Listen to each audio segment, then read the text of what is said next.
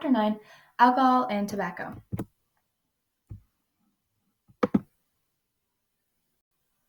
History of alcohol and tobacco. Alcohol and tobacco have been around for thousands of years. Fermented beverages existed in early Egyptian civilization, and there is evidence of an early alcoholic drink in China around 7000 BC. Tobacco has been growing wild in America for around 8,000 years.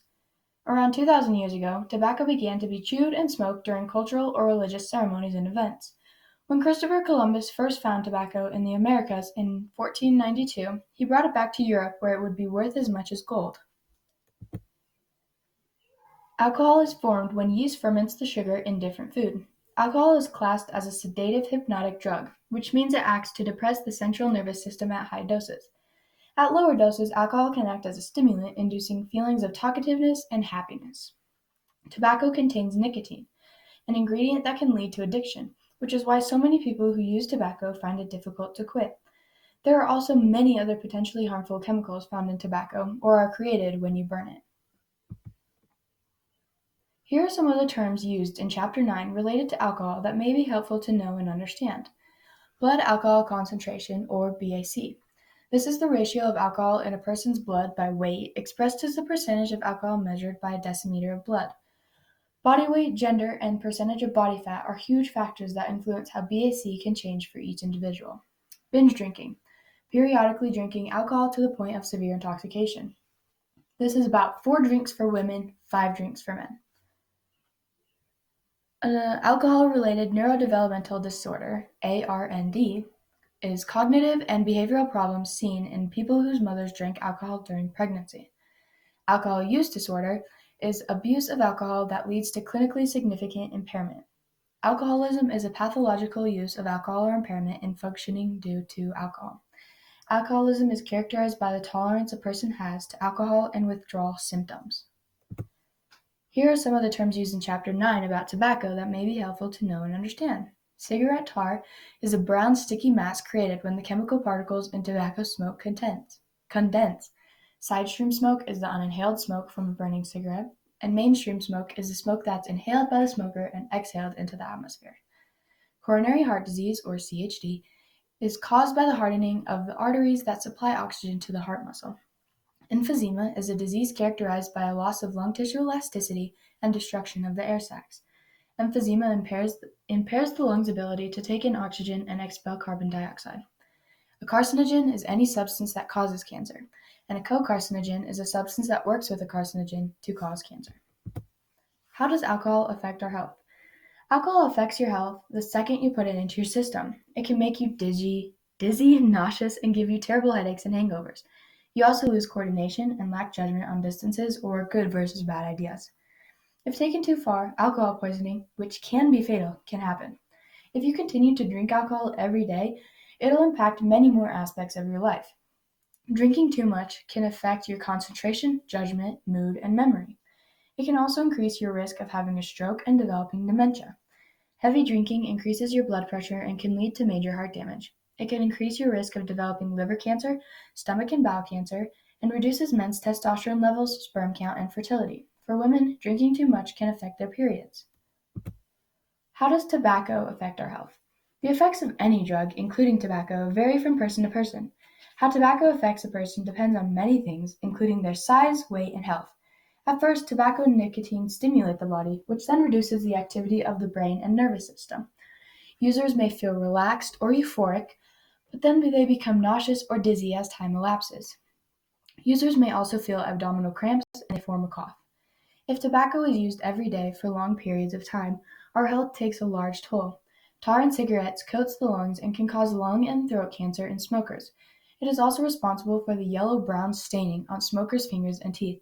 You can see this in the first picture under the long-term effects. The carbon monoxide in cigarettes reduces the amount of oxygen available to the muscles, brain, and blood. This means the whole body, especially the heart, must work harder. Over time, airways narrow and blood pressure rises, which can lead to a heart attack and stroke. Tobacco can cause multiple different types of cancer, including laryngeal cancers and cancers of the nose, lips, and mouth.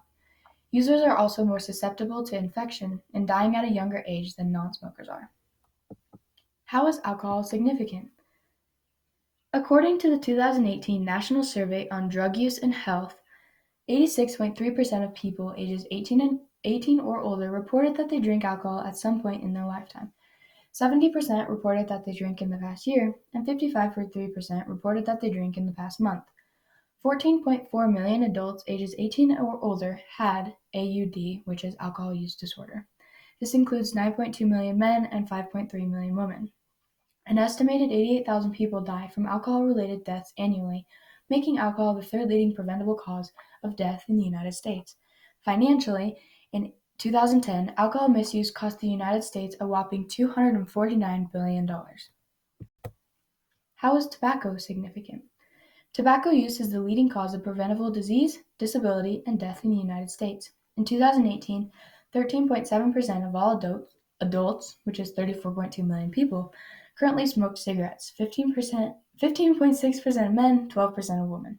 Cigarette smoking is causally associated with 12 different types of malignancy and is responsible for approximately 30% of all cancer deaths in the United States. 70% of 46 million Americans who smoke want to quit. Smokers usually try to quit several times before permanently kicking the habit, and smokers who don't participate in a smoking cessation program fail 95% of the time. Myths and misinformation. For alcohol, drinking isn't all that dangerous. Many risks are associated with drinking, including impaired driving, unintentional injuries, violence, suicide attempts, overdoses, and death. So yes, drinking is dangerous. I can sober up quickly if I have to.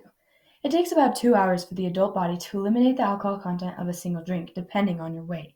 Nothing can speed up this process. Beer doesn't have as much alcohol as hard liquor.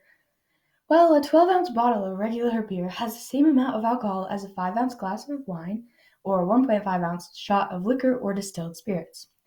I can still manage to drive well enough after a few drinks.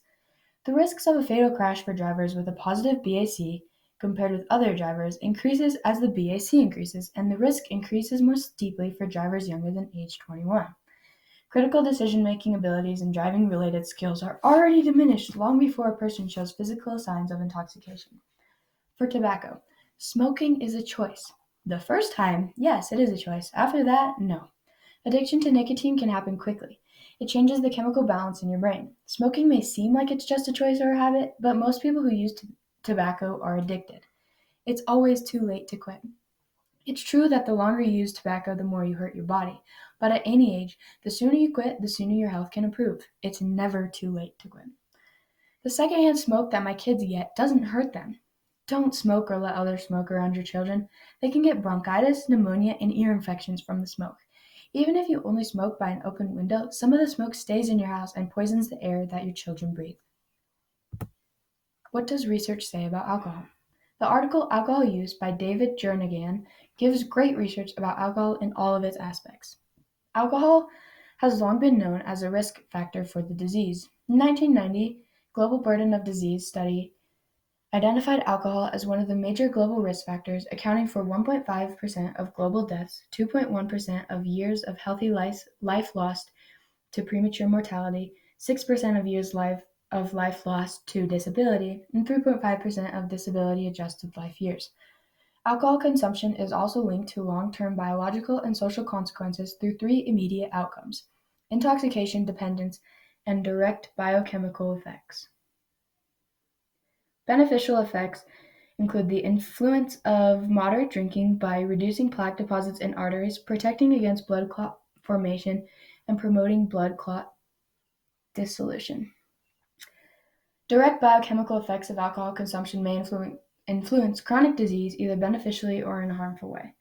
Examples of harmful effects include increasing the risk of high blood pressure, direct toxic effects on cells triggering pancreatic damage, and hormonal disturbances. Intoxication is a powerful mediator, mainly for acute outcomes such as accidents, intentional injuries or deaths, domestic violence, although episodes of intoxication can also be implicated in chronic health and social problems. The effects of alcohol on the central nervous system mainly determine the subjective feeling of intoxication. Alcohol dependence is a disorder in itself, but is also a powerful mechanism sustaining alcohol consumption and mediating its impact on both chronic and acute physiological and social consequences. A great number of Epidemiological studies have demonstrated a correlation between alcohol ingestion and the occurrence of cancer in multiple organs. These studies clearly show that the ingestion of all types of alcoholic beverages is associated with an increased cancer risk, which suggests that ethanol itself is the crucial compound that causes the effect. What does research say about tobacco? Tobacco use is the leading cause of preventable disease and death in the United States. To test this, the CDC, the Food and Drug Administration, and the National Cancer Institute studied data from 2011 to 2018 to estimate tobacco product use among middle and high school students. In 2018, 27.1% of high school students and 7.2% of middle school students reported using e-cigarettes, also more commonly known as vapes, which was the most commonly used form of tobacco. In 2018, approximately 1 in 4 U.S. high school students and 1 in 14 middle school students reported current use of any tobacco product. Among both high school and middle school students, the current use of e-cigarettes increased considerably between 2017 and 2018, reaching epidemic proportions, according to the U.S. Surgeon General. There was also a study examining that state-specific prevalence of cigarettes, smokeless tobacco, and e-cigarette use among U.S. adults. Data came from the 2016 Behavioral Risk Factor Surveillance System, which is a telephone survey for U.S. adults 18 years or older. Prevalence estimates for current cigarette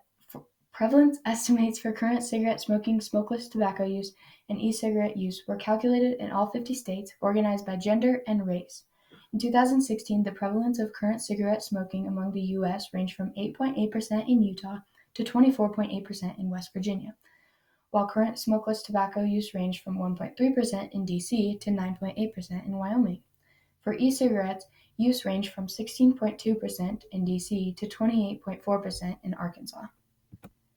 Conclusion and recommendations. In conclusion, alcohol and tobacco have no real benefits to using, so when you can, choose healthier options. Don't start using tobacco, and if you do, quit as soon as you can. Drink responsibly. Don't fall to peer pressure and encourage others to do the same. These are my references, and thank you for listening.